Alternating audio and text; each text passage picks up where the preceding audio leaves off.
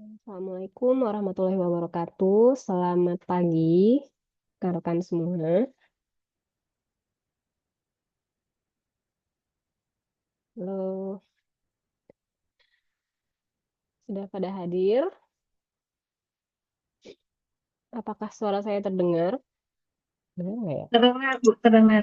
Terdengar. Terdengar, Ibu. Oke, terima kasih. Oke, sebelum kita mulai kegiatan, jadi perkenalkan dulu. Saya Anissa Yunisa, selaku tutor kalian untuk mata kuliah praktikum evaluasi sensori. Jadi ini masih sesi satu ya. Di sesi satu ini kita belum melakukan eh, praktikum yang literally praktik gitu ya. Ini masih pengenalan praktikum dulu. Jadi sambil untuk mempersingkat waktu, saya izin share screen dulu ya. Ya, bentar.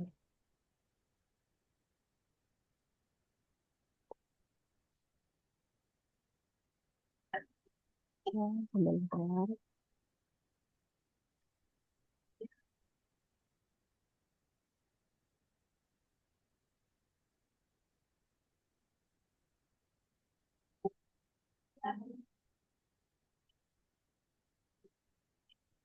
Oke, nah. Jadi rekan-rekan semua sebenarnya kalau sudah membuka e-learning tutorial online harusnya sudah bisa mendapatkan semua informasi ini. Jadi semua informasi itu lengkap ada di Tuton, gitu ya. Jadi ini sekedar penjelasan aja mengenai materi yang ada di Tuton tersebut. Jadi kalau mau lebih jelasnya silahkan dibuka Tutonnya, dibaca perlahan. Memang datanya banyak banget di Tuton ya. Tapi PR kita adalah membaca, mendownload, membaca, dan memahaminya gitu. Jadi pelan-pelan aja, pasti nanti paham. Oke, nah ini adalah materi yang pertama yang akan kita sampaikan. Jadi saya ulangi lagi, agenda hari ini kita akan membahas mengenai materi pendahuluan dari praktikum evaluasi sensori dan sedikit materi pertama ya, yakni Good Sensory Practices, lalu sedikit membahas mengenai materi praktikum di TWEB kedua dan tiga dan keempat. Jadi kita ada beberapa kali TWEB, ada 4 kali TWEB, ada 5 kali TWEB sebenarnya. Nah, 4 kali TWEB ini kita melaksanakan praktikum, sementara satu TWEB terakhir itu adalah presentasi dari rekan-rekan semua. Hasil praktikum rekan-rekan semua. Baik, nah, jadi secara umum tata tertib praktikan ini adalah Anda semua, di mana Anda semua wajib hadir 10 menit sebelum praktikum ya, paling tidak sebelum praktikum dimulai sudah hadir tepat waktu. Kemudian mengenakan pakaian yang sopan, menggunakan jas lab. Jadi minggu depan diharapkan harusnya dari minggu ini rekan-rekan semua sudah mulai menggunakan jas lab. Nanti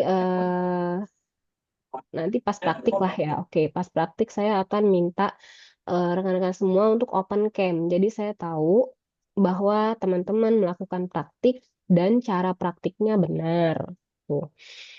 Lalu rekan-rekan semua juga wajib menyiapkan perangkat pengujian sensori. Jadi perangkat pengujian sensori itu ada logbooknya, ada borang, kita sebut borang ya, atau lembar kerja. Lalu alat dan bahan ini juga harus mempersiapkan sendiri.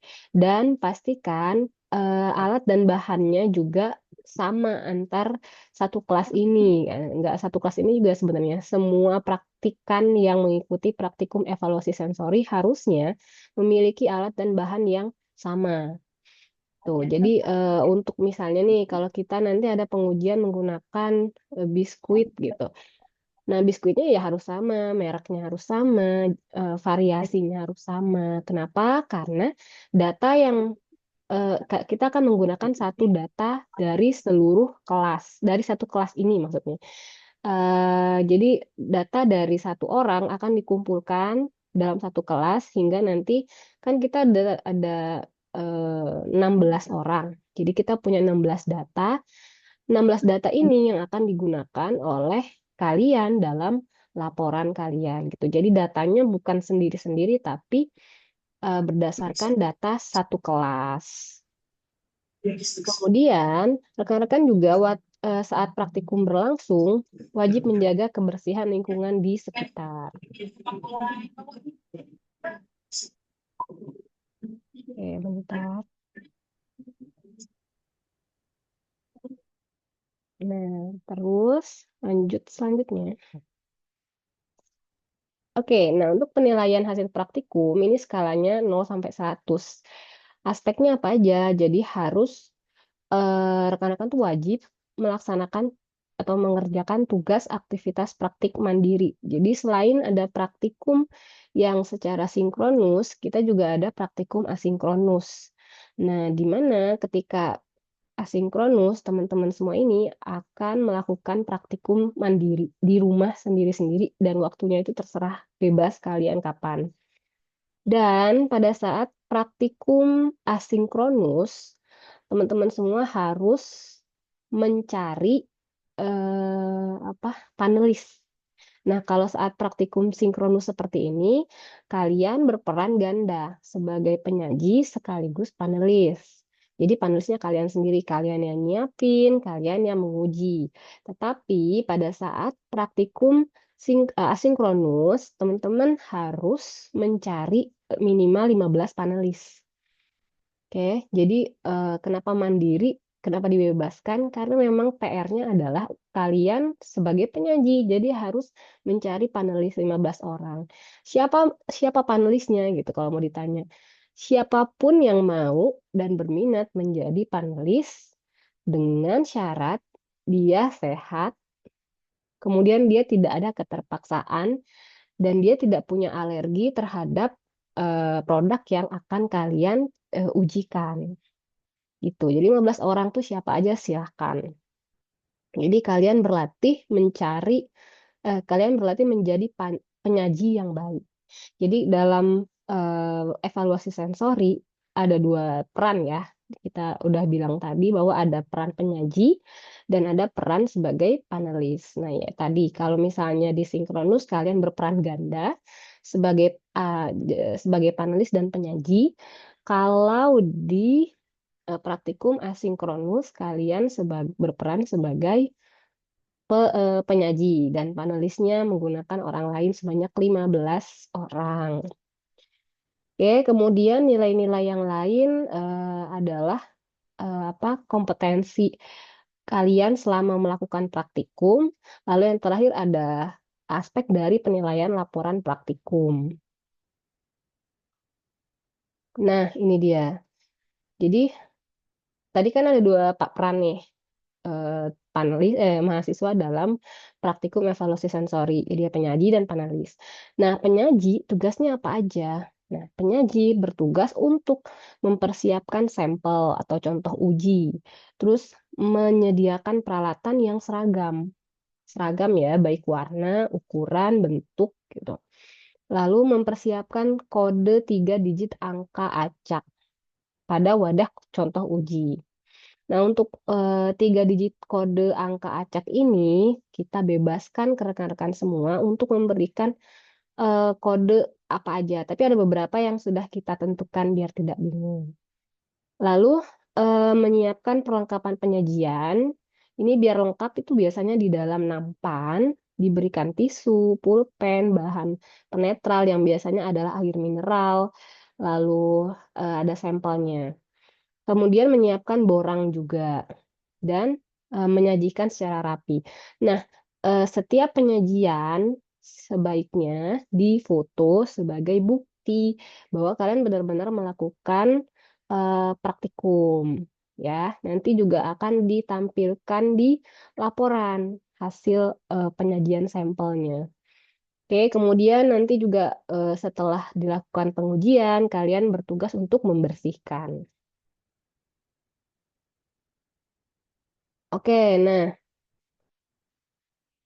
selanjutnya untuk kegiatan praktikum ini, praktikum evaluasi sensor ini, sifatnya wajib ya. Jadi teman-teman semua wajib melaksanakan praktikum evaluasi sensori sebanyak 4 kali pertemuan, pengujian, dan di akhir nanti akan ada presentasi.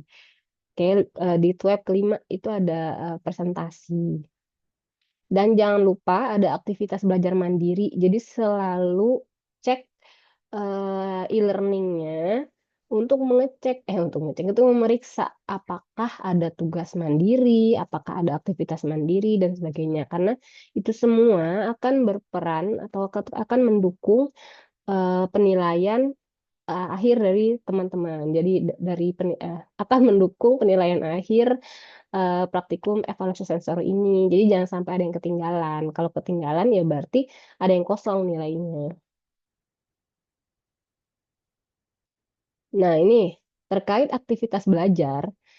Jadi, aktivitas belajar ini adalah kegiatan yang eh, ya udah disebutin tadi bahwa kita akan melakukan 4 kali pertemuan TWEB, 4 kali pertemuan praktikum TWEB dengan 5 kali di TWEB kelima adalah presentasi. Untuk waktu-waktunya nanti akan diinformasikan di TWEB, sorry di Tuton. Jadi nanti akan diinformasikan, sering-sering buka Tuton dan cek grup WhatsApp-nya. Oke, nah untuk web 1 agendanya adalah pengarahan praktikum ini dan pembahasan GSP, nanti ada Good Sensory Practice. Dan nanti di next web kedua dan ketiga kalian akan melakukan praktikum secara langsung. Oke, praktikum secara langsung eh nanti ada materinya. Kalau untuk minggu depan, sesi kedua, itu kita akan melakukan praktikum ambang rangsang. Nanti untuk yang ketiga, kita akan melakukan praktikum a- afektif ya, afektif sama segitiga, uji segitiga. Dan sisanya kalian melakukan praktikum secara mandiri di rumah. Lalu di tab keempat, kita akan melakukan diskusi pengolahan data dan pengarahan penyusunan laporan praktikum. Jadi kita akan belajar sama-sama caranya mengolah data sensori yang sudah kalian dapatkan. Jangan jangan sampai salah karena kalian kan mengolahnya pakai secara manual ya. Jadi ada step by step secara manual. Sebenarnya analisis data itu bisa cepat menggunakan Excel Stat atau SPSS atau Minitab gitu.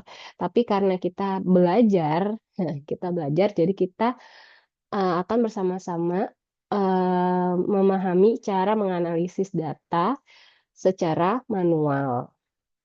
Tuh, biar nanti kalau misalnya yang lain kan cepat belajar sendiri mah bisa. Kalau ini kita belajar secara manual aja. Oke, nah untuk aktivitas belajar secara mandiri atau asinkronus, oke, kalian harus membuktikan melalui apa? Melalui video. Jadi, ketika praktikum mandiri, dimohon kalian untuk merekam proses praktikum. Ya, jadi kita tahu bahwa teman-teman memang benar-benar melakukan pengujian secara mandiri. Dan nanti videonya dimasukkan atau diupload ke Google Drive. Nah, nanti link drive-nya yang akan disematkan di laporan praktikum. Jadi saya bisa cek nih, oh apakah benar mahasiswa melakukan praktikum melalui link yang kalian sematkan. Oke, nah ini persiapannya. Oke, kemudian, nah ini penting nih. Jadi saya ingatkan lagi bahwa data yang kita olah bukan data pribadi saja, tetapi data dari satu kelas ini.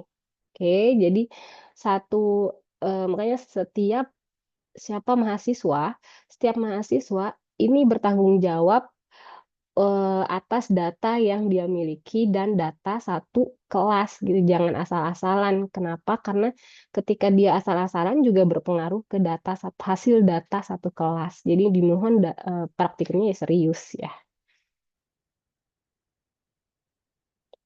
Oke, nah jadi untuk metode uji sensori sebenarnya banyak banget. Secara umum ada tiga besar sih.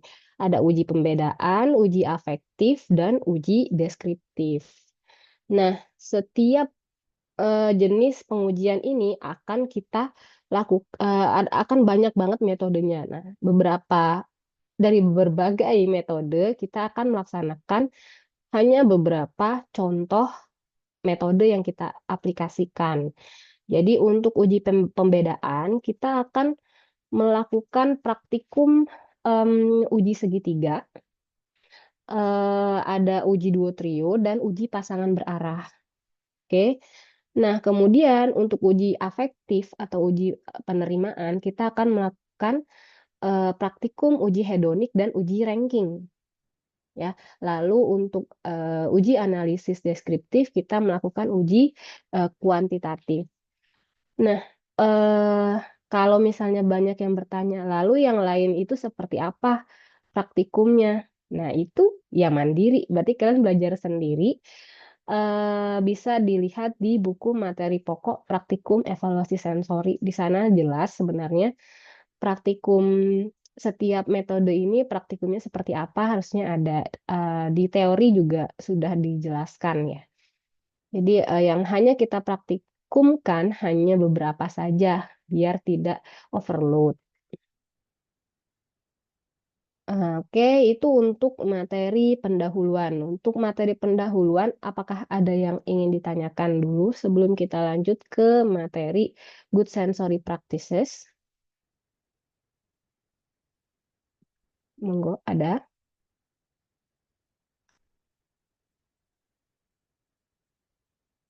Hmm, nggak ada ya? Oke, nanti kalau misalnya ada, ya tanyakan aja, jangan ragu-ragu daripada bingung nanti pas praktik. Oke, mungkin kita lanjutkan dulu ya untuk materi GSP atau Good Sensory Practices. Jadi, materi Good Sensory Practices ini sebenarnya berlaku untuk semua ya, untuk ketika kita melakukan pengujian sensori, baik yang dilakukan di laboratorium ataupun secara mandiri, sebenarnya ini harus diterapkan untuk menghasilkan pengujian yang baik. Oke, kita mulai dulu nih. Mungkin yang sudah mengambil, harusnya pada sudah mengambil materi ya, materi evaluasi sensori. Ini hanya sekedar, oh bentar, oke. Nanti kalau suara saya tidak terdengar, mohon dapat diinformasikan ya. Oke, ini evaluasi sensori. Nah, apa sih uji sensori itu? Nah, ada beberapa yang menyebutkan uji sensori atau disebut juga dengan uji organoleptik. Itu mirip-mirip aja. Atau kalau kita lihat di SNI, uji sensori ya sama dengan uji organoleptik. Artinya, em, sebuah pengujian yang kita memanfaatkan sensori atau organ memanfaatkan sensori atau indera dari organ manusia gitu khususnya panca indera. Jadi eh proses intinya tuh proses pengujiannya itu menggunakan respon atau perspektif dari panca indera yang setiap manusia. Makanya karena memanfaatkan panca indera dari setiap manusia, maka biasanya hasilnya adalah subjektif. Oke, nah karena dia subjektif, kenapa dia subjektif? Karena dia banyak dipengaruhi oleh faktor internal sama faktor eksternal. Jadi manusia ini kan sangat mudah banget dipengaruhi ya. Nah, faktor internal seperti apa? Seperti efek fisiologisnya, psikologisnya. Lalu faktor eksternalnya seperti apa? Seperti fasilitas laboratoriumnya, alat, kelengkapan alat, warna, bentuk keseragaman apa wadah itu juga sangat mempengaruhi manusia dalam merespon sesuatu, gitu, merespon pengujian ini. Nah, bagaimana caranya membuat dia menjadi objektif? Karena kan kita pengujian itu kan harus objektif ya. Dari hal-hal yang subjektif seperti ini, bagaimana caranya menghasilkan data yang objektif? Caranya dengan memperbanyak jumlah manusia yang kita uji, memperbanyak jumlah panelis yang kita uji. Jadi sebenarnya semakin banyak jumlah panelis yang kita gunakan, maka harusnya dia semakin objektif hasilnya. Nah, apalagi kita menggunakan misalnya panelis yang tidak terlatih. Jadi jenis panelis itu kan banyak ya. Ada panelis yang terlatih, panelis yang tidak terlatih, ada panelis konsumen, anak-anak, dan sebagainya. Nanti akan dijelaskan di bawah. Nah, semakin berpengalaman seorang panelis, maka biasanya jumlah dari penggunaannya semakin sedikit. Nah, misalnya kita menggunakan panelis konsumen gitu, kan tuh banyak banget ya, hampir seratusan orang. Kenapa kita menggunakannya banyak? Karena dia tidak terlatih dan dia belum berpengalaman. Jadi hasilnya kalau cuma menggunakan satu atau dua orang, hasilnya itu akan bias ya, atau enggak tidak objektif, sangat-sangat subjektif. Makanya kita memerlukan jumlah yang banyak biar dia sifatnya objektif gitu, subjektif subjektif subjektif, tapi kalau banyak kan dia jadi objektif. Beda halnya dengan panelis yang sifatnya sudah berpengalaman atau panelis terlatih. Nah, dia tahu mana yang benar, dia mana tahu yang harusnya seperti apa karena dia sudah terlatih. Jadi satu orang pun sebenarnya sudah cukup kalau dia terlatih dan berpengalaman gitu. Nah, untuk kasus di apa latihan seperti ini atau praktikum seperti ini sifatnya kalian tergolong ke panelis yang tidak terlatih karena kan baru belajar. Kecuali mungkin nanti sudah lulus dari sini kalian mungkin semi terlatih. Cuman kalau semi terlatih itu jarang ya menggunakannya. Jadi masih tergolong panelis yang tidak terlatih. Tuh. Misalnya kalau kita ingin melatih seorang panelis, maka kita biasanya memberikan asupan terus-terusan, dilatih terus-terusan, nah, sampai dia menjadi panelis terlatih, barulah disebut panelis terlatih. Tapi biasanya eh, kalau dia panelis terlatih, dia fokus ke satu produk aja. Misalnya dia fokus panelis terlatih di bidang teh gitu, panelis terlatih di bidang kopi. Tidak tidak serta-merta panelis terlatih di bidang kopi bisa digunakan untuk di panelis terlatih di bidang teh gitu karena itu dua produk yang berbeda. Tuh, jadi dia fokusnya terbatas karena dia terlatih di suatu produk tertentu. Oke. Nah, di Good Sensory Practices ada beberapa hal yang diperhatikan, yakni mulai dari ruangan sensorinya, dari sampel, dan dari panelis. Jadi ada tiga hal yang diperhatikan dalam Good Sensory Practices. Kita mulai dari eh, ruangan pengujian atau kalau kita sebut dengan laboratorium pengujian sensori. Jadi biasanya laboratorium pengujian sensori itu terbagi disekat-sekat menjadi beberapa bagian, khususnya bagian penyiapan atau dapur, lalu ada ruang tunggu panelis dan juga berperan sebagai ruang diskusi biasanya untuk kegiatan FGD. Lalu ada ruang booth area atau pencicipan. Jadi kenapa disebut booth? Karena dia sekat-sekat ya. Dan di setiap ruangan ini biasanya dia harus bersih lah ya. Jangan terdapat barang-barang yang menumpuk karena itu mengganggu. Lalu kalau untuk di dapur sendiri sarana ujinya harus lengkap. Piringnya, nampan, sendok dan sebagainya itu harus lengkap dan seragam bentuknya, warnanya, ukurannya gitu. Lalu ventilasi juga cukup, pencahayaan juga cukup. Kemudian untuk ruang tunggu, nah ruang tunggu ini tidak boleh berdekatan dengan ruang booth area dan dapur karena mengganggu panelis takutnya. Ketika kalau ruang tunggu kan biasanya suka rame ya. Nah, sebaiknya tidak didekatkan dengan ruang pencicipan karena sangat mengganggu suara-suara itu. Dan pastikan dia nyaman. Oke. Lalu dia tidak si panelis dan calon panelis gimana? Panelis yang sudah melakukan booth dan calon panelis yang akan melakukan pengujian itu tidak boleh saling ketemu.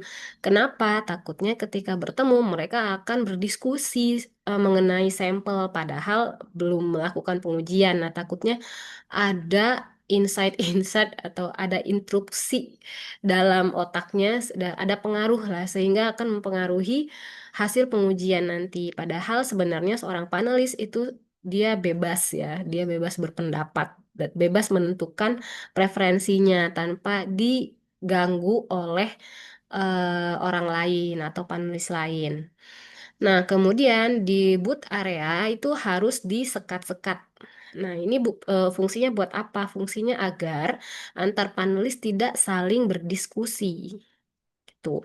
Dan biasanya um, ruang booth area ini akan bersebelahan dengan ruang dapur. Kenapa? Jadi orang dapur apa di ruang persiapan lah. Dalam persiapan itu akan memberikan sampel melalui apa namanya ini pintu sampel pass-through. Ya, pintu pintu yang bisa diputar, bisa didorong. Jadi bisa dimasukkan ke sana sampelnya sehingga panelis langsung menerima sampel dari penyaji tanpa langsung tatap muka. Tuh. Oke, kemudian nah ini adalah contoh uji. Oh, sorry, kita balik lagi nih. Nah, ini kan kasusnya kalau di laboratorium ya. Nah, sementara kan kalian melakukannya mandiri. Nah, bagaimana caranya? Biasa aja, maksudnya ya sama aja. Kayak anggaplah misalnya panelis itu adalah tamu. Jadi mereka ditempatkan di satu ruangan, misalnya di ruang tamu kah, di mana misalnya nggak ada sekat, ya udah nggak apa-apa, nggak pakai sekat nggak apa-apa, tapi dia harus berjauhan, jangan sampai sebelahan dan dia berdiskusi. Nah, ada beberapa metode pengujian sensori yang dia membutuhkan diskusi, ada yang tidak. Jadi mohon dapat hormati instruksinya. Kalau memang disuruh, kalau kita meminta panelis untuk berdiskusi, maka silakan berdiskusi. Kalau enggak, ya jangan gitu. Dan intinya pada prinsipnya panelis tidak boleh tahu apa yang dilakukan oleh penyaji di ruangan penyiapan. Jadi mau penyaji sibuk, panelis nggak boleh tahu. Eh, Terus kode-kode sampel itu yang hanya boleh diketahui oleh penyaji, panelis nggak boleh tahu. Misal kode 143 adalah eh, crackers, crackers, malkis misalnya seperti itu. Nah, yang tahu itu adalah hanya penyaji. Panelis hanya tahu kode tapi nggak tahu itu merek apa gitu. Jadi semua rahasia hanya penyaji dan panelis nggak boleh tahu. Itu intinya. Jadi nanti ketika menggunakan panelis dari orang luar, jadi ketika Anda berperan sebagai penyaji saja, maka kalian harus pastikan bahwa kalian harus menjaga kerahasiaan itu. Jadi biar panelis tuh nggak tahu merek apa. Jadi tidak terganggu preferensinya. Karena biasanya ketika kita tahu merek dan kita suka merek itu, biasanya kita akan lebih menyukai merek yang kita tahu itu. Oke, kemudian ini masuk ke hal kedua yang dibahas di Good Sensory Practices. Di mana untuk sampel biasanya ada beberapa syarat tertentu, di mana jumlah bentuk itu harus seragam, tidak ada perbedaan. Kenapa? Biar panelis tidak prefer ke salah satu sampel aja gitu. Jadi semuanya harus sama, bentuk, ukuran, seragam, jumlah dan sebagainya. Dan mencerminkan kondisi saat dikonsumsi. Misal, kalau kalian kalau saya nih, kalau kita deh, kalau kita mau menguji kecap manis. Nah, kecap manis itu kan jarang banget dikonsumsi langsung, dicocol langsung dicicip langsung itu kan jarang banget. Biasanya kan kecap manis diolah, dicampurkan dalam masakan. Kayak diolah, misalnya dibuat tempe orek, atau dibuat tahu bacem, atau dibuat apa daging kecap gitu. Nah, itu ada kita perlu ketika kita ingin apa menguji mutu kecap manis, maka kita perlu memasak dulu. Biar apa? Biar mencerminkan kondisi kecap ketika kita biasa mengkonsumsinya. Tuh. Kemudian juga kita perhatikan estetika. Jadi walaupun ini hanya pengujian biasa, tapi ya harus rapi, bersih gitu. Dan setiap sampel diberikan kode tabel 3 digit angka acak. Kemudian setiap sampel juga dilengkapi dengan perlengkapan penyajian seperti jadi dalam diwadahkan dalam nampan, diberi borang, diberi tisu, alat tulis, bahan penetral. Nah, bahan penetral ini bisa beraneka ragam sebenarnya tidak bukan cuman air putih, air mineral ya, tapi juga bisa pakai crackers mungkin kalau misalnya ada beberapa sampel yang butuh netral, misalnya atau mungkin menggunakan timun ya. Misal kalau misalnya contoh sampelnya adalah sambal, itu bisa pakai timun bahan penetralnya. Atau roti tawar juga bisa macam-macam. Tapi secara umum bisa menggunakan air mineral atau air putih ya, air putih. Nah, kemudian poin ketiga yang dibahas di Good Sensory Practices adalah panelis. Nah, kalau kita mencari panelis, tadi syaratnya dia harus tertarik dan dia harus mau ikhlas ibaratnya tanpa paksaan. Lalu, panelis itu mudah mengambil keputusan, nggak galau, bukan orang yang mudah galau gitu atau bingung. Nah, sebaiknya hindari panelis yang seperti itu. Akan baik banget kalau misalnya panelisnya itu terampil, konsisten, cepat membuat kesimpulan. Jadi hasil pengujiannya juga cepat nanti. Kalau misalnya menggunakan panelis yang pelin-pelan, wah itu nanti banyak coret-coretan lah, yang nggak jelas. Nah, biasanya panelis seperti itu, kalau kita banyak data itu panelis yang pelin-pelan, yang coret-coretan itu biasanya kita buang, gitu, kita sisihkan. Lalu panelisnya juga harus sehat, jangan sakit, jangan pilek, apalagi yang terkait ini ya tiga trigenasal inti nih hidung, mulut, lidah, pengecapan. Nah itu bahaya banget kalau misalnya lagi sakit di antara apa hidungnya, di antara pokoknya ada masalah di hidung, di mulut, di pengecapan, di pembauan lah intinya. Itu akan akan sangat mengganggu penilaian. Oke, sebaiknya kalau yang seperti itu, kalau ada yang lagi influenza, itu sebaiknya dihindari panelisnya. Carilah yang sehat. Dan juga dia tidak merokok. Kenapa? Biasanya karena orang yang merokok, apa lidahnya biasanya sudah ditutupi oleh tanin lah, oleh zat-zat aditif yang ada di rokok, sehingga biasanya indera pengecapannya cenderung lebih eh, perlu apa perlu konsentrasi yang lebih tinggi untuk merasakan tuh. Dan juga dia tidak minum minuman keras ya. Apalagi sebelum pengujian, pastikan panelis kalian tidak merokok, tidak minum minuman keras, tidak makan permen karet, tidak minum minuman yang bersoda minimal 1 jam sebelum pengujian. Jadi benar-benar pastikan dia bersih dulu, karena itu sangat mengganggu pengecapan. Lalu juga dia yang pasti dia tidak alergi. Kenapa? ya kalau tidak alergi dengan produk yang akan kita cicipi nanti, ya masa dia harus mencicipi tapi dia alergi, kan dia akan membahayakan dirinya sendiri. Nah, kemudian ini tadi ada 3 kategori panelis secara umum. Ada yang panel tidak terlatih, ada panelis yang agak terlatih, dan ada yang panelis terlatih. Sebagai tambahan, juga ada panelis yang disebut dengan panelis anak-anak, ada panelis konsumen, ada panelis berperseorangan juga, ada panelis terbatas. Nah, macam-macam sebenarnya. Jadi, kalau kita menggunakan panelis yang tidak terlatih, kita tidak boleh menggunakan sedikit jumlahnya. Dia harus lebih dari 25. Bahkan ada yang sampai minimal 70 gitu. Setahu saya panelis yang tidak terlatih. Kenapa? Karena panel konsumen juga masuknya panelis yang tidak terlatih. Jadi dia harus banyak banget. Minimal ada yang minimal 70, ada minimal 30.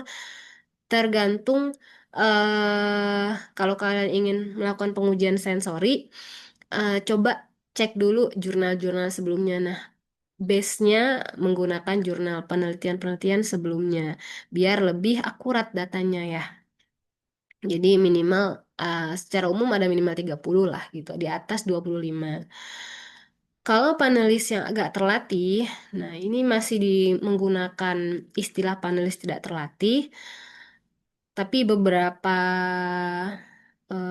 referensi sudah menolak istilah panelis agak terlatih. Jadi, tapi ini kita kenalkan saja bahwa ada yang disebut dengan panelis agak terlatih atau semi terlatih, di mana sebenarnya dia sudah pernah tahu atau dia pernah belajar mengenai sifat sensori, tetapi dia tidak fokus ke satu produk tertentu. Ya kayak seperti kalian ini yang sedang belajar evaluasi sensori, ini masuknya sebenarnya ke panelis yang agak terlatih. Ada juga yang panelis terlatih. Kalau panelis terlatih ini harusnya kurang dari 15 sampai 25 orang ya. Ini biasanya panelis atau orang-orang yang lolos dari suatu seleksi atau training. Makanya dia disebut dengan panelis terlatih, tapi dari suatu produk tertentu, bukan semua produk. Oke. Jadi panelis terlatih di suatu produk belum tentu akan menjadi panelis terlatih juga di produk yang lain. Oke, kemudian ada panelis anak-anak. eh Ya, karena namanya juga anak-anak, berarti kan dia menggunakan panelis yang berasal dari anak-anak usia 3 sampai 10 tahun. Karena dia anak-anak, jadi biasanya scoringnya atau skala responnya ini menggunakan gambar biar dia tidak bingung. Ada juga panelis konsumen. Nah, ini biasanya menggunakan terkait pengenalan produk atau pengembangan produk. Yang kalau misalnya di supermarket, nah itu biasanya menggunakan panelis konsumen jatuhnya. Lalu ada panelis perseorangan. Nah, kalau panelis perseorangan ini memiliki yang atribut spesifik atau yang apa spesifik atribut yang sangat tinggi eh, sebagai hasil dari bakat dia sendiri bawaan atau memang hasil latihan intensif yang dia tersertifikasi ibaratnya. Nah, itu dia boleh menggunakan hanya satu orang. Biasanya ini ke produk-produk penyegar ya, produk teh, kopi, coklat, dan sebagainya. Ada juga panelis yang terbatas. Ini juga sama, dia memiliki kepekaan tinggi maksudnya. Tapi biasanya kalau panel terbatas ini tidak bisa mengambil keputusan berdasarkan dirinya sendiri. Nah, mereka harus berdiskusi antar panel terbatas untuk menentukan keputusan. Kalau panel perseorangan dia boleh menentukan keputusannya sendiri. Nah, ingat saya kita ingatkan lagi bahwa seharusnya dalam pengujian sensori seorang penyaji itu tidak boleh merangkap sebagai panelis. Kenapa? Karena dia tahu rahasia. rahasia kodenya, rahasia sampelnya gitu, rahasia produknya. Nah, jadi seharusnya seorang praktikan ini hanya bertugas sebagai penyaji atau hanya bertugas sebagai panelis. Nah, namun untuk praktikum eh evaluasi sensori ini kalian diminta untuk yang praktikum sinkronus ya, kalian berperan ganda sebagai penyaji dan panelis. Jadi saat praktikum sinkronus, kalian diasumsikan eh, misalnya saat menjadi penyaji dan panelis, maka saat jadi panelis kalian diasumsikan sama sekali tidak mengetahui sumber produk yang diuji. Tapi pada saat praktikum asinkronus, kalian hanya berperan sebagai penyaji saja dan panelisnya menggunakan orang lain sebanyak 15 orang. Oke, ini membahas lagi sedikit mengenai metode pengujian sensori. Jadi secara umum lagi-lagi ada 3 metode umum pengujian sensori, yakni ada uji pembedaan, uji penerimaan, dan uji deskriptif. Oke, secara umum perbedaannya apa? Jadi kalau pembedaan sesuai dengan namanya, kita membedakan sifat sensori dari dua contoh uji ya. Nah, ada 2 golongan nih uji sensori pembedaan ini. Ada uji overall dan uji atribut. Kalau overall kita fokus ke atribut keseluruhan tanpa fokus misalnya ke warnanya aja, ke rasanya aja, enggak.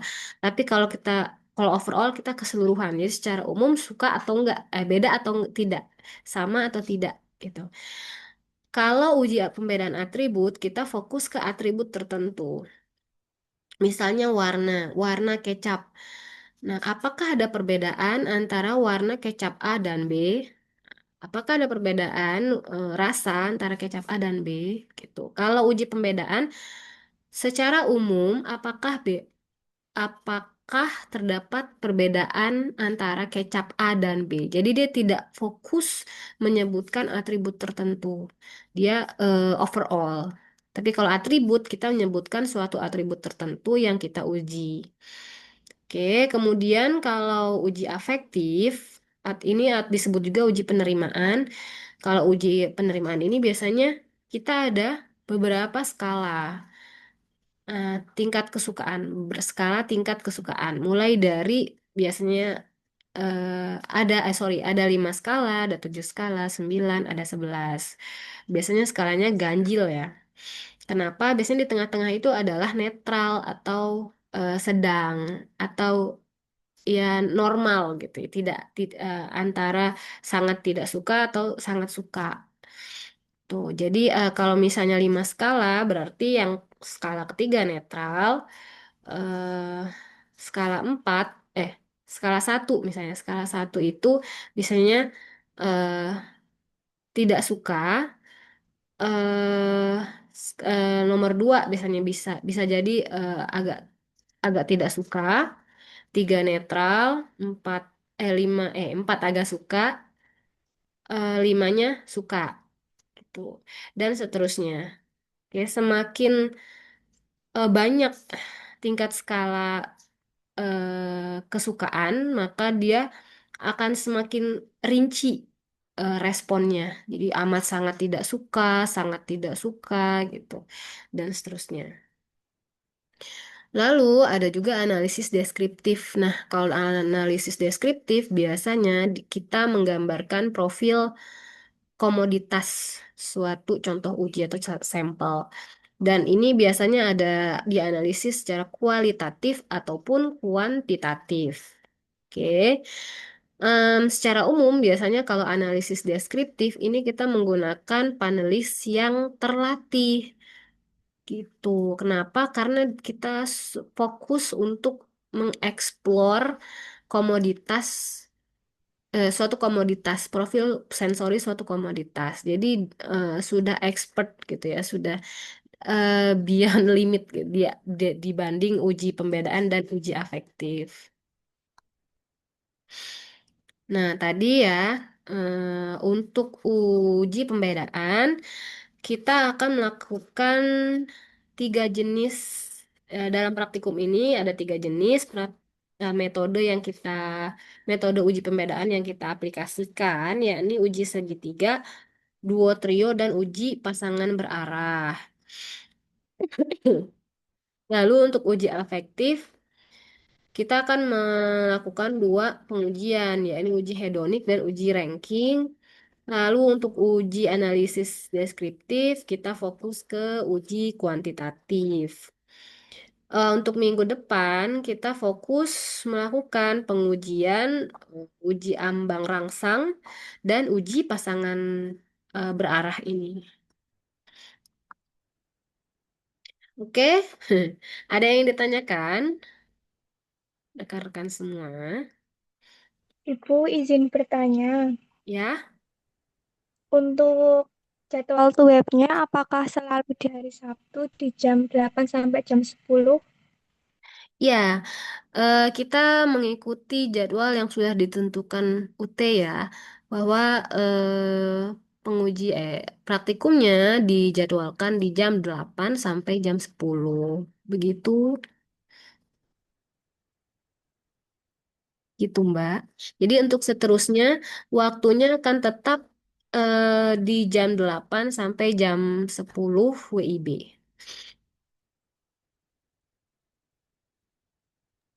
Baik, Bu. Oke, silakan Mbak Gabriela ya, monggo Ya, nama saya Diana, Bu, dari Putri Manado. ya. Kalau untuk pertanyaannya, di sini kan nanti aktivitas belajar satu itu berarti tidak ada kegiatan atau diskusi atau sesi yang perlu dibuat ya. Enggak ya, coba kita lihat nih. Nih, aktivitas belajar satu masih tidak ada. Oke, ha. Kalau Masih untuk berjalan. aktivitas dua itu yang buat resume ya, Bu ya.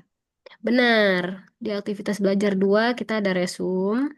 Ini resum GSP ya? GSP, ya GSP benar. Iya, betul. Hmm, Dan nanti langsung ke aktivitas empat yang ini ya, Bu, uji ambang rangsangan ya. benar, di ambang Itu rangsang. dibuat mandiri ya, Bu ya. Nah, untuk uji ambang rangsang dan seleksi panelis, kita bareng-bareng web. Oh, bareng-bareng. Ya, Oke. Nah, yang saya ingin tanyakan, Bu, ini kan ada larutan gula ya untuk persiapan bahan. ya. Itu apakah menggunakan gula pasir atau gula cair? Terus ini pakai timbangan analitik atau timbangan biasa digital bisa? Oke, nah untuk uji ambang rangsang, nih kita lihat sini. Sorry, nih. Yang sudah akses harusnya tahu ya nih bahwa benar nih Mbak Gabriel udah akses berarti. eh ada beberapa larutan yang harus kita buat. Kayak larutan gula yang harus kita buat. Larutan gula ini dibuat dari gula pasir yang kita timbang. Gula pasir kita timbang 0, ini nih 0,1 gram, 0,3 gram, 0,5, 0,7, 0,9, dan 1,1. Jadi ada 6 konsentrasi larutan gula. Jadi kalau ingin mendapatkan 0,1, 0,3 dan sebagainya itu kan berarti pakai timbangan. Sebenarnya tidak perlu yang analitik banget. Yang penting dia punya desimal, satu desimal di belakang angka itu Mbak. Ini neracanya tidak mesti yang harus teliti banget, tidak. Yang penting dia punya satu koma, satu angka, satu digit angka di belakang koma. Mm, Oh ya, ya. Ya, Terus gitu. Bu, satu lagi, Ya. kalau misalnya nanti kita praktikum yang uji ambang rangsangan, berarti benar-benar masih kosong semua, apa kita sudah mulai tulis kodenya atau apa gitu, Bu, larutannya? Oh, oke.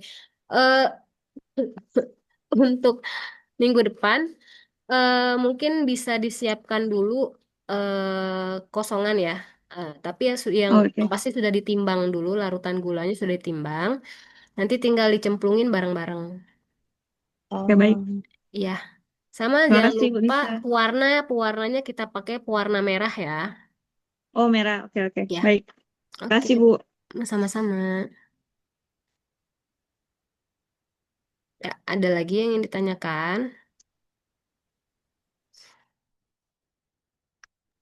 Dari aku cukup Bu. Makasih. Oke, terima kasih Mbak Diana. Rekan-rekan yang lain silahkan. Bu, saya izin bertanya, Bu. Ya, silakan. Untuk yang resume itu berarti intinya kerangkuman ya, Bu, tugasnya. Iya, kalau untuk resume itu ya ringkasan ya. Resume atau apa sih bahasanya? Ya ringkasan sih dari materi yang sudah disampaikan ini dari eh, si handbook handbook Erasmus ini.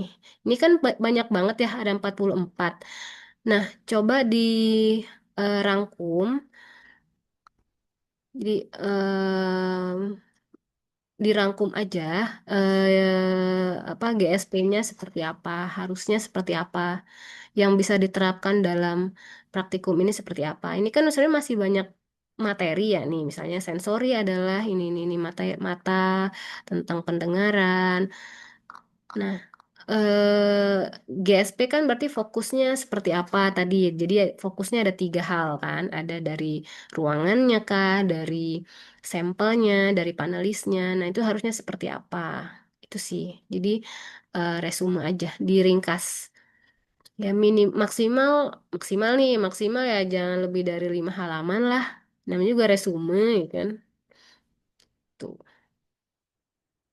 Baik, Bu. Berarti ini nanti tugasnya maksudnya resume ini nanti digabung sama yang nanti Bu aktivitas belajar 1 sampai 7, Bu.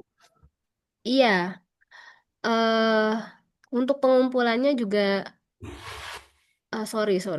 Iya, pengumpulan tugas ini nanti unggah pada tugas 1 nih, aktivitas belajar 7 ya. Baik, Bu. Bu, terus saya mau tanya yang buat minggu depan tuh kan praktikum, Bu. Terus ada lembar kerjanya. Itu dikerjain dulu, apa bisa nanti menyusul gitu loh, Bu? Hmm, kenapa menyusul? Nggak apa-apa. Maksudnya kan ini tugasnya kan berarti disatuinnya sama di aktivitas belajar 7 gitu Oh, kan. ya, untuk tugasnya aja ya. Ya, Iya, bisa. betul. Oh Heeh. gitu. Oke, Bu. Makasih, Bu. Oke, terima kasih. Ya, jadi kalau mau dilihat sebenarnya materinya, materi praktiknya banyak ya. Nah, ini kebanyakan adalah pengayaan. Jadi memang harus rajin-rajin cek, rajin-rajin cek eh, si ininya, si e-learningnya dan import. Oke, mangga silahkan Mbak Diana lagi. Bu, ini kan tadi tugasnya dan foto atau video tadi dibilangnya diupload ke Google Drive ya, lewat link. Apakah Iya, bisa lewat email atau ada mm, eh, lain Bu selain Google Drive diupload di situ? oke. Bisa juga di YouTube, boleh di YouTube. Kalau misalnya malu mau ditonton orang, di private aja linknya nanti langsung dikirim ke ditautkan di laporan. Oke, oke, baik. Makasih, Mm. Bu. Oke, ya, ada lagi. Intinya rekan-rekan semua, meskipun praktikumnya mandiri, tetap bisa saya pantau apakah praktikumnya benar atau tidak, seperti itu. Oke, silahkan.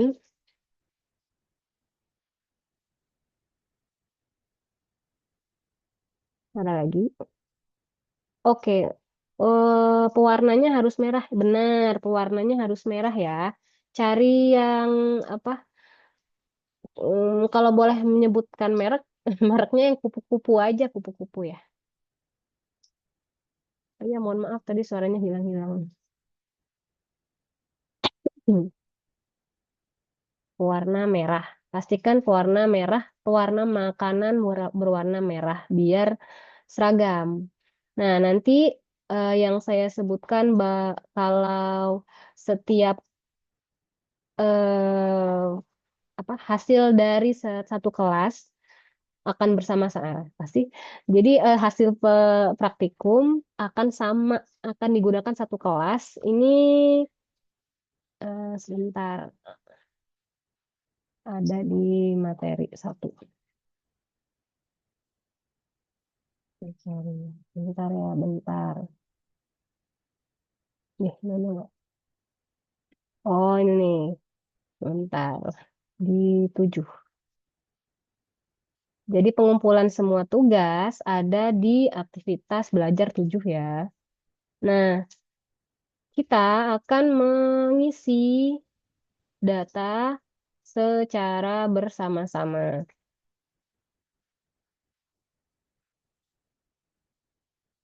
Bentar, belum buka. Sebentar, sebentar.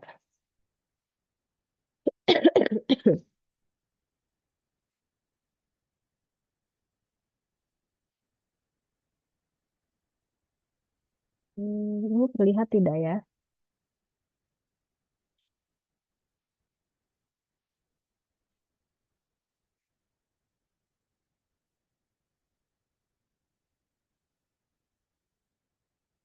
Nah, ini jadi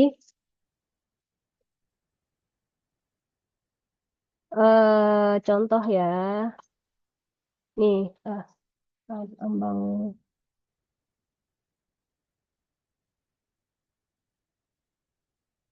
bentar, ambang rangsang.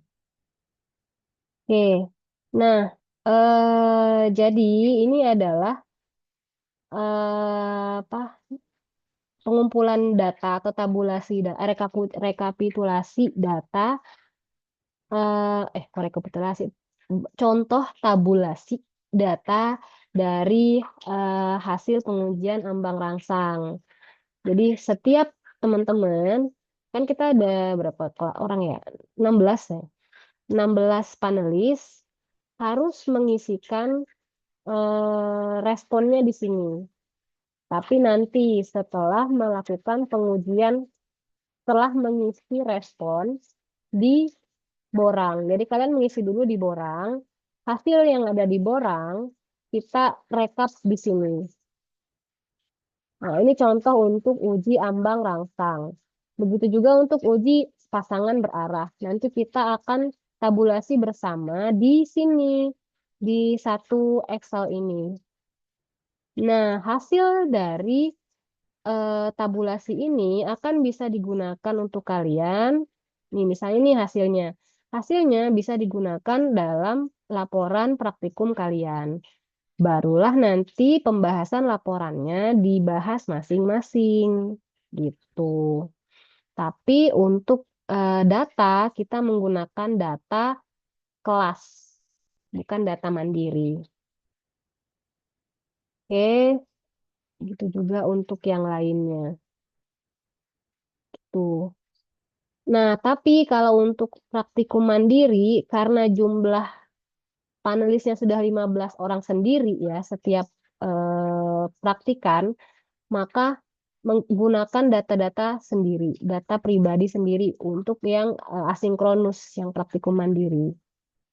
Ini yang kita gunakan adalah yang sinkronus. Gitu. Oke, ada yang ditanyakan lagi?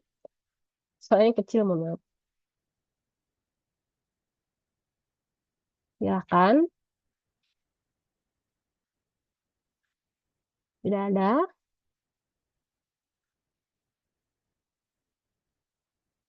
Saya kembalikan ke sini dulu. Ada yang ditanyakan? Jangan lupa minggu depan kita praktikum langsung ya, pakai ujinya uji ambang rangsang dan dimohon dapat segera mempersiapkan alat dan bahan.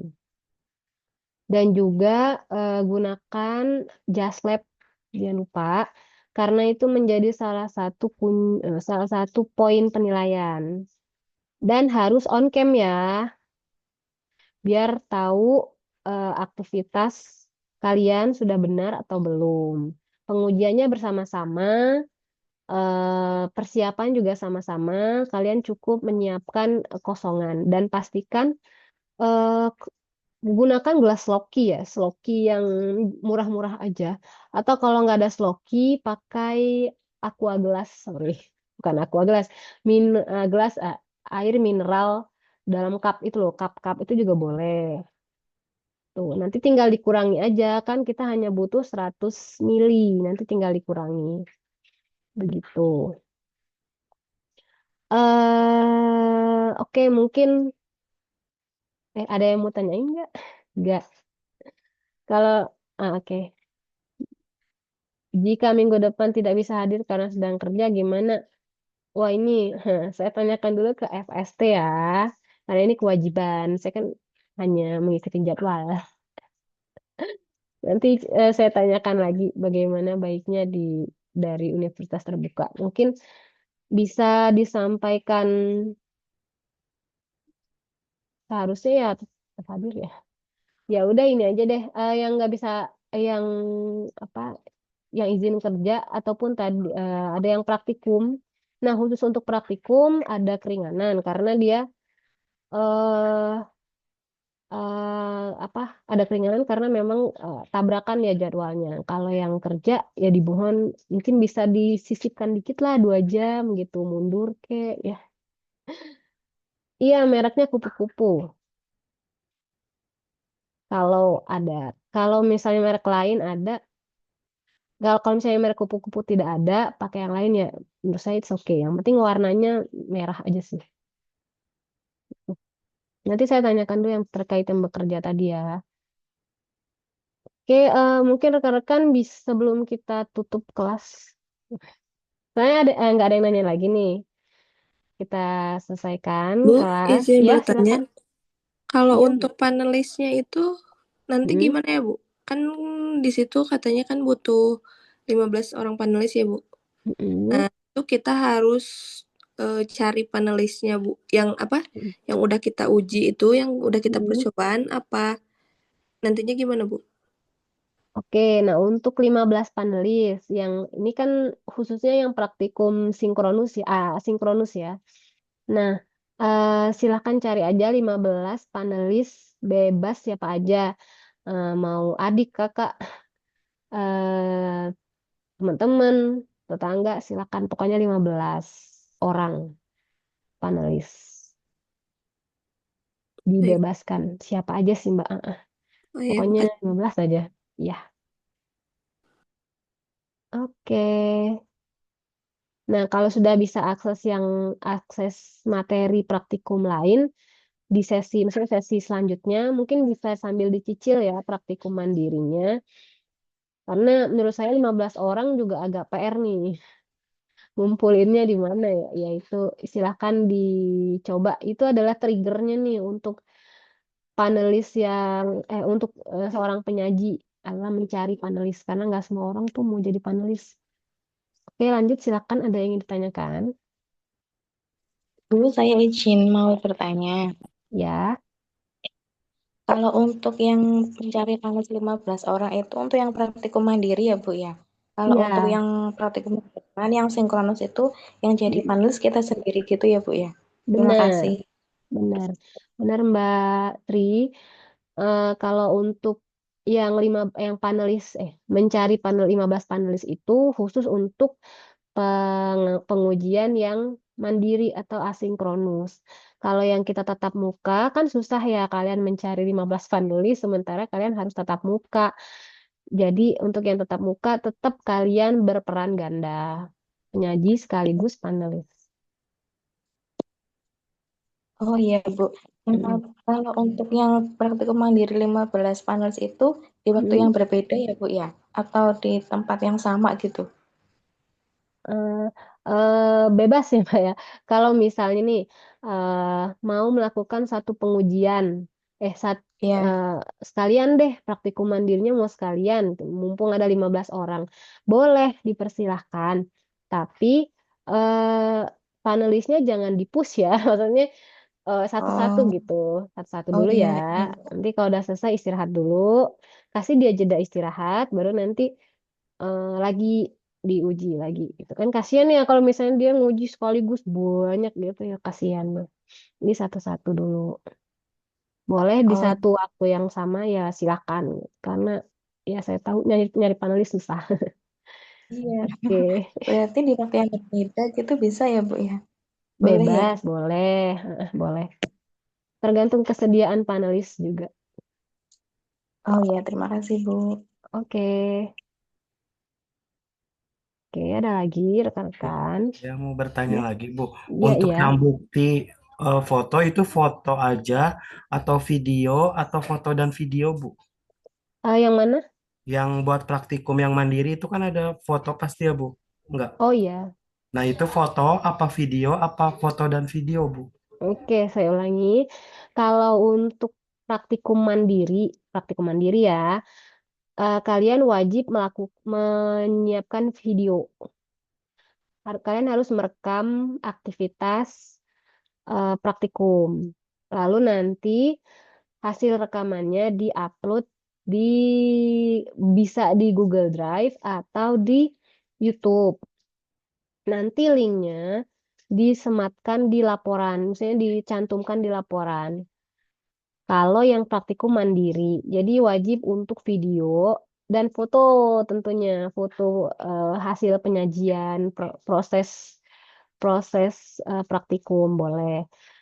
Kalau yang praktikum biasa, praktikum yang sinkronus kita tatap muka, ini kalian hanya wajib memfoto aja, foto hasil penyajiannya, hasil pengujiannya itu difoto. Buat apa? Buat ya di laporan si dokumentasi.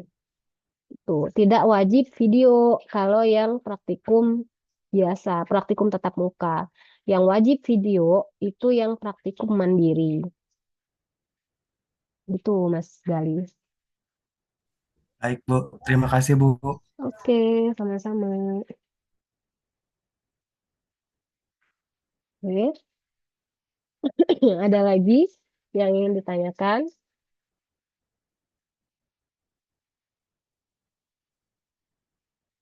Ya,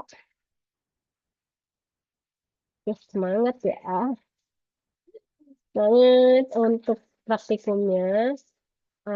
Ya, jangan lupa dibuka Plutonnya, dibaca kelengkapan informasi yang ada di Pluton. Insya Allah nggak kelewat kok.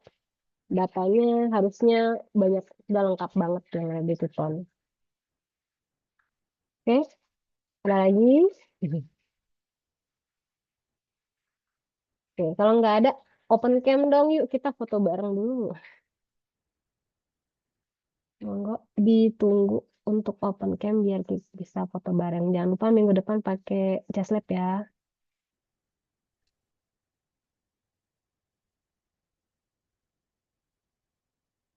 Oke, bentar. Ini galeri. Oke, kita foto bersama dulu. Satu, dua, satu, dua, tiga. Oke, oke. Terima kasih rekan-rekan semua yang sudah bersemangat mengikuti pertemuan hari ini. Jangan lupa siapkan alat dan bahan untuk pertemuan minggu depan di sesi sama di jam 8 sampai jam 10 WIB. Oke, sampai ketemu lagi minggu depan. Tetap semangat. Semoga sehat selalu. Assalamualaikum warahmatullahi wabarakatuh. Selamat pagi. Waalaikumsalam warahmatullahi wabarakatuh. Terima kasih, Bu. Sama-sama.